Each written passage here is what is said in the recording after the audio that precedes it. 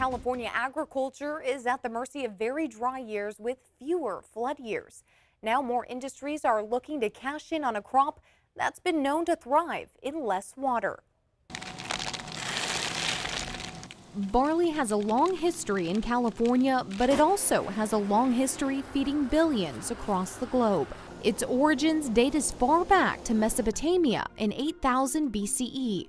Now its resilience is being tested here in the U.S. Optimum amount of rainfall or irrigation, you're talking maybe 18 inches, 20 inches of rain.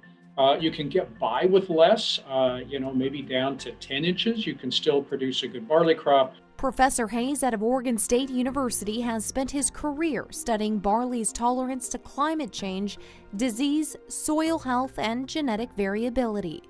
With the help of researchers out of UC Davis and Oregon State University, barley varieties are being tested and recommended. Plant breeders across the U.S. and around the world are constantly developing new varieties. Curtis Davenport, co-owner of Admiral Maltings, is one of only 2 craft malting companies in California, according to the Craft Malters Guild. He says the demand for barley has come at a time that lines up with the drought situation and popularity of local craft beers. That's kind of the reason we got into this, is seeing that that might be the future for California agriculture, and we want to be a small part of a solution.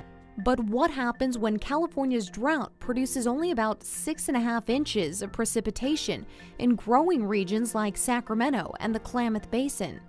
The plant farmers considered a self-growing crop may now need irrigation and care.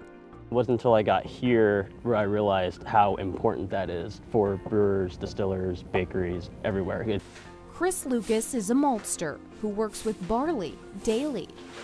If your barley's not healthy, then you're not going to get great modification, which means you're not going to get great conversion on the brewing side.